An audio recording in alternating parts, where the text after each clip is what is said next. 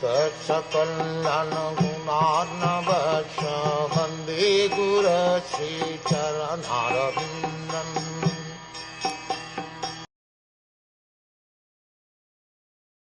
King Yudhiṣṭhir, who was very satisfied with the birth of Maharaj Parikṣit, had the purificatory process of birth performed. Learned Brahmins, headed by Daumya and Kripa, recited auspicious hymns. There is a need for a good and intelligent class of Brahmins who are expert in performing the purificatory processes prescribed in the system of Varnashram Dham.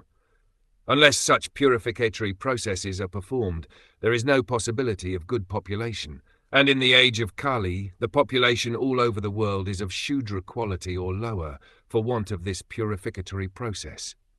It is not possible, however, to revive the Vedic process of purification in this age for want of proper facilities and good Brahmins, but there is the Pankaratrika system also recommended for this age. The Pankaratrika system acts on the Shudra class of men, supposedly the population of the Kali Yuga, and it is the prescribed purificatory process suitable to the age and time. Such a purificatory process is allowed only for spiritual upliftment and not for any other purpose. Spiritual upliftment is never conditioned by higher or lower parentage. After the Garbhadan purificatory process, there are certain other samsk like Simantanan, Sadhabhakshanam, etc., during the period of pregnancy, and when the child is born, the first purificatory process is Jatkarman.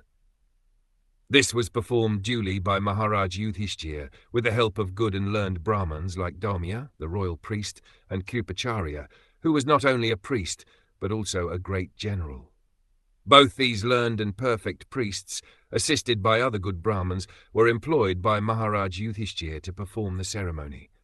Therefore, all the samskaras, purificatory processes, are not mere formalities or social functions only, but they are all for practical purposes, and can be successfully performed by expert Brahmins like Daumya and Kripa. Such Brahmins are not only rare, but also not available in this age, and therefore, for the purpose of spiritual upliftment in this fallen age, the Gosvamis prefer the purificatory processes under Pancharatrika formulas to the Vedic rites. Kripacharya is the son of the great Rishi Sadban and was born in the family of Gautam. The birth is said to be accidental. By chance, the great Rishi Sadban met Jampadi, a famous society girl of heaven, and the Rishi Sadban discharged semen in two parts. By one part, immediately a male child, and by the other part, a female child, were born as twins. The male child was later on known as Kripa, and the female child was known as Kripi. Maharaj Shantanu, while engaged in chase in the jungle, picked up the children and brought them up to the Brahminical status by the proper purificatory process. Kripacharya later became a great general like Dronacharya, and his sister was married to Dronakarya. Kripacharya later on took part in the battle of Kurukshetra and joined the party of Duryodhana.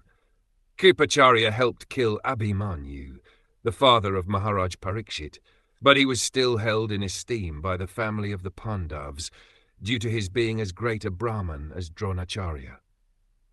When the Pandavas were sent to the forest after being defeated in the gambling game with Duryodhana, Dhritarashtra entrusted the Pandavas to Kripacharya for guidance. After the end of the battle, Kripacharya again became a member of the royal assembly, and he was called during the birth of Maharaj Parikṣit for recitation of auspicious Vedic hymns to make the ceremony successful. Maharaj Yudhiṣṭhir, while quitting the palace for his great departure to the Himalayas, entrusted Kripacharya with Maharaj Parikṣit as his disciple, and he left home satisfied because of Kripacharya's taking charge of Maharaj Parikṣit. The great administrators, kings and emperors were always under the guidance of learned Brahmins like Kripacharya, and thus were able to act properly in the discharge of political responsibilities.